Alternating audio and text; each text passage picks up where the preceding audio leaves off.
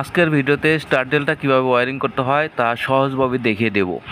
MCB থেকে ফেজটি নিয়ে ওভারলোডে দিয়ে দিলাম। ওভারলোডের এনসি থেকে স্টপ সুইচের এনসি হয়ে স্টার্ট সুইচের এনও হয়ে ম্যাগনেটিক কন্ডাক্টরের A1-এ দিয়ে দিলাম। এমসিবি থেকে নিউট্রালটি নিয়ে মেইন ম্যাগনেটিক কন্ডাক্টরের A2-তে দিয়ে দিলাম।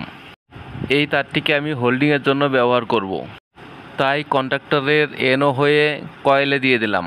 এখান থেকে লাইনটি প্যারালাল করে টাইমারের A1 কয়েলে দিয়ে দিলাম। টাইমারের A2-তে নিউট্রাল দিয়ে দিলাম। টাইমারের কয়েল থেকে সাপ্লাইটি নিয়ে কমনে দিয়ে দিলাম। টাইমারের এনসি দিয়ে সাপ্লাইটি বের হয়ে ডেল্টা কন্ডাক্টরের এনসিতে দিয়ে দিলাম। ডেল্টার এনসি হয়ে স্টার কন্টাক্টের A1 কয়েলে দিয়ে দিলাম। স্টার কন্টাক্টের A2-তে নিউট্রাল দিয়ে দিলাম।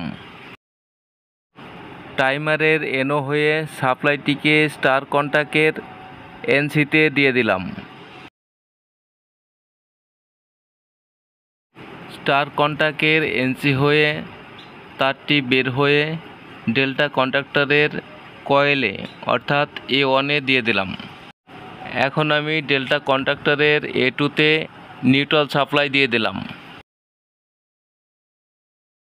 এখন আমার সমস্ত কানেকশন কমপ্লিট। এখন আমি এটিকে চালিয়ে দেখব।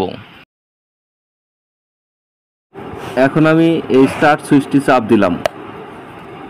দেখতে পাচ্ছেন আমাদের স্টার কন্টাক্ট এবং মেইন কন্টাক্টটি অন হয়ে গেছে।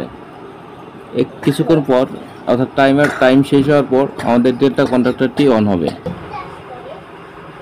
আপনারা দেখতে পাচ্ছেন ডেল্টা কন্ডাক্টরটি অন হয়ে গেছে। এইভাবে খুব সহজেই একটি মোটরকে আপনারা স্টার ডেল্টা করে চালাতে পারেন। ভিডিওটি ভালো লাগলে অবশ্যই একটা লাইক দিবেন এবং কমেন্টস করবেন এবং চ্যানেলটিকে সাবস্ক্রাইব করে দিবেন।